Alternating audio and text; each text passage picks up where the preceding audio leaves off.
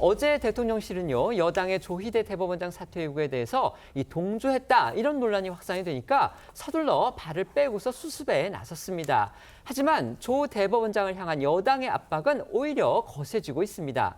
급기야 여당 의원들 출처 불명의 음모론적 주장까지 꺼내들었고요. 대법원을 대구로 옮기겠다는 위협까지 했습니다. 이런 상황에서 오늘 여권의 대사법부 공격의 발화점이 된 이재명 대통령의 이른바 선출 권력 우위론에 대해서 윤석열 전 대통령한테 파면을 선고했던 문형배 전 헌재소장 권한대행이 입장을 밝혀서 주목됐습니다. 문 전 대행, 이 대통령의 주장을 에둘러 반박한 게 눈길을 끕니다. 그렇습니다. 문형배 전 헌법재판관 소장 대행이 오늘 한 라디오에 출연해서 이 대한민국 권력에는 서열이 있다는 이 대통령의 발언에 대해 입장을 밝혔습니다. 저희도 몇 차례 전해드렸지만 이 대통령의 해당 발언은 이 선출된 권력이 임명된 권력보다 우위에 있다는 취지로 해석이 됐고, 이후 민주당은 이 선출 권력 우위론을 내세워 조희대 대법원장에 대한 사퇴 요구를 본격화한 상황입니다.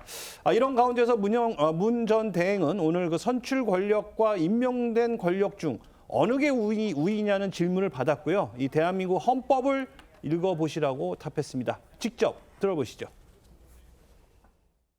저는 이렇게 말씀드리고 싶습니다. 대한민국 헌법을 한번 읽어보시라. 그렇죠. 헌법 몇 조에 근거해서 주장을 펼치시면 논의가 훨씬 더 생산적일 것이다. 저는 그렇게 생각합니다. 좀 자세히 말씀해 주시면 안 돼요? 그 정도로만 말씀드리겠습니다. 너무... 아시다시피 문형배 전 대행은요, 문재인 전 대통령에 임명을 했고요. 그다음에 헌재 재직 시절에 대표적인 진보 성향으로 분류가 됐습니다. 판사 재직 시절에 진보 판사들의 모임이죠. 우리법연구회 회장까지 지냈습니다. 그래서 지난 윤석열 전 대통령 탄핵 심판 당시에 국민의힘 측으로부터 큰 공격과 비판의 대상이 됐었죠.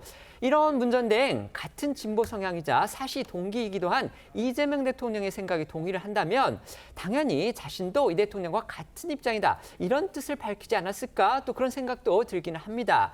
하지만 문 전 대행이 그런 취지의 발언을 하지 않고서 들려드린 것처럼 헌법을 읽어보라 이렇게 얘기를 한 건 결국 헌법상의 삼권 분립 원칙의 중요성을 강조를 하면서 이 대통령과 여당의 주장이 그것과는 결이 좀 다른 거 아니냐 이렇게 우회적으로 지적한 것으로 해석할 수가 있겠습니다. 그런 해석에 더욱 힘이 실리는 이유 중 하나는 문 전 대행이 오늘 사법부는 행정부와 입법부를 견제하기 위해서 헌법에 따라 만든 기관이라면서 당연히 사법부의 판결이 행정부와 입법부를 불편하게 할 수 있지만 사법부의 권한은 헌법에서 주어진 권한이기 때문에 그 자체로 존중해야 한다 이렇게 주장을 했습니다. 문 전 대행은 또 이 여당이 주도하는 사법 계획에 대해선 사법부가 참여하는 것은 너무나 당연하다. 이 사법개혁 역사에서 사법부가 논의에 참여하지 않은 적은 단 한 번도 없다 이렇게 강조하기도 했습니다.